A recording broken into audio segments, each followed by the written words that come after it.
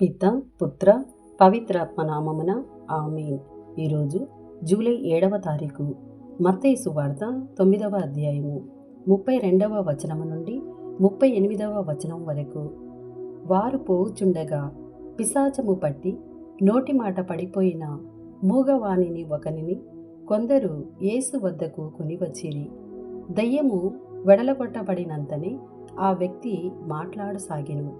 అప్పుడు అచ్చటి ప్రజలు ఎల్లరూ ఆశ్చర్యపడుచు, ఇజ్రాయేలు జనులలో ఇట్టిది మేము ఎన్నడూనూ ఎరుగము అనిరి. కాని పరిసయ్యులు పిశాచముల నాయకుని సహాయముతో ఇతడు పిశాచములను వెడలగొట్టుచున్నాడు అని ఈసడించిరి.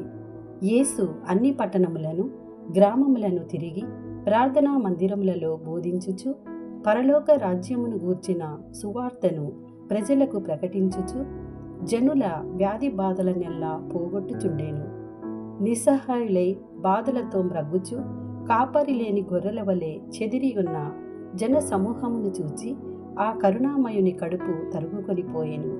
అప్పుడు యేసు తన శిష్యులతో, పంట మిక్కుటము కాని కోతగాండ్రు తక్కువ, కావున పంటను కోయుటకు కావలసిన కోతగాండ్రను పంపవలసినదని పంట యజమానునికి మనవి చేయుడు అని పలికెను.